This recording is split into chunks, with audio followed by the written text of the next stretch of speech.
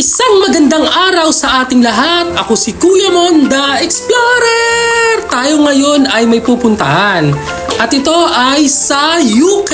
O walang iba kundi sa Ukay-Ukay. Tara, samahan nyo kami kung ano ba ang ating mga mabibiling mura dito. Tara, pasok tayo sa loob! Sa pagpasok ko pa lamang sa loob, may mga nakita na akong nasa halagang 50 hanggang 100 pesos.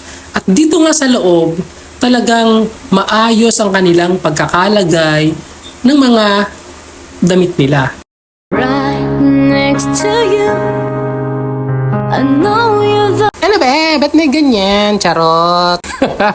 Iba-iba nga yung makikita nyo dito. Baka pati forever makita nyo na din.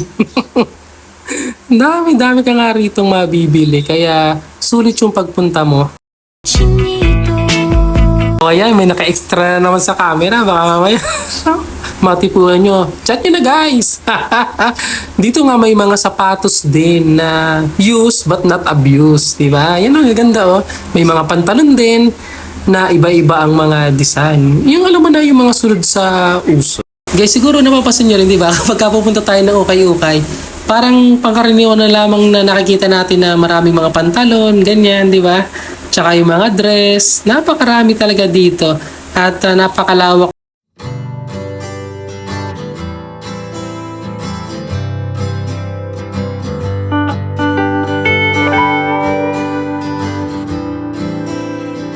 Yun na nga, napaikot-ikot na ako. Sobrang dami nang mapibili.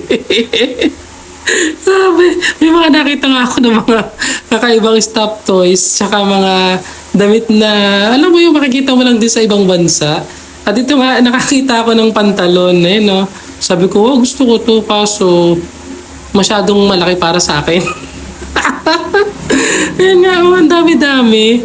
Sa totoo lamang talaga, ang problema lang kapag pupunta tayo ng mga bilihan, yung size. Minsan, kung hindi ganun kaliit, sobrang laki naman. Tapos ito nga, may mga design. Sabi ko, tara, labas na nga tayo dito. Wala akong nagustuhan. Kasi walang kasya.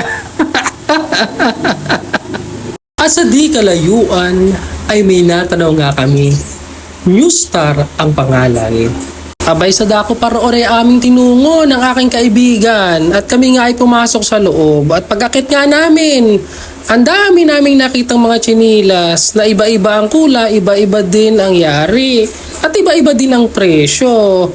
At meron din ako nakita na pagkaganda-gandang mga sapatos. Naghanap pa ako ng size ko. Ikaw ba? Ano bang size mo? Baka ikaw yung maitingin ko rito. Oh my god, I'm so tired. I need some water, please. Oh my God! You're so arte-arte, ha? We only have slivers here. You may eat the sliver now, okay?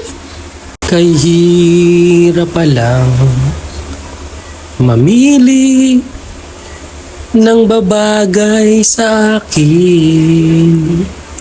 Alam nyo, habang naglalakad ako dito sa bilihan ng tsinelas, ang dami-dami kong mga naalala.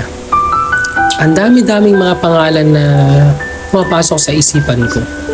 Kahit nga itong paglalakad ko na ito at pagtingin ko dito sa mga bag na nandito sa bilihan, lagi na lamang may mga pangalan akong naalala. Iniisip ko nga, bakit kailangan kong may maalala? Tumitingin lang naman ako ng bag. May mga pambabae at may mga panlalaki na bag. Ang hirap no, kapag makikita ko yung isang bag, may naalala akong pangalan. Ano bang ibig sabihin nun? Kayo ba? May naalala ba kayo? Bakit di magawang limutin ka? Ikaw ang laging naaalala. Kahit limutin, isip ay di magbabago. Ikaw pa rin ang naaalala ko pag nandito ako sa bilihan.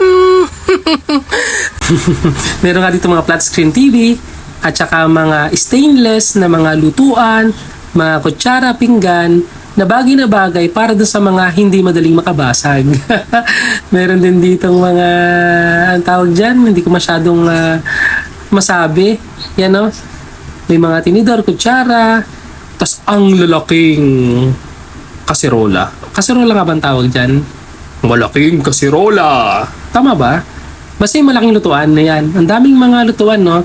Na pwede mong mabili. Meron ding mga kiluhan. Ayan, o, di ba?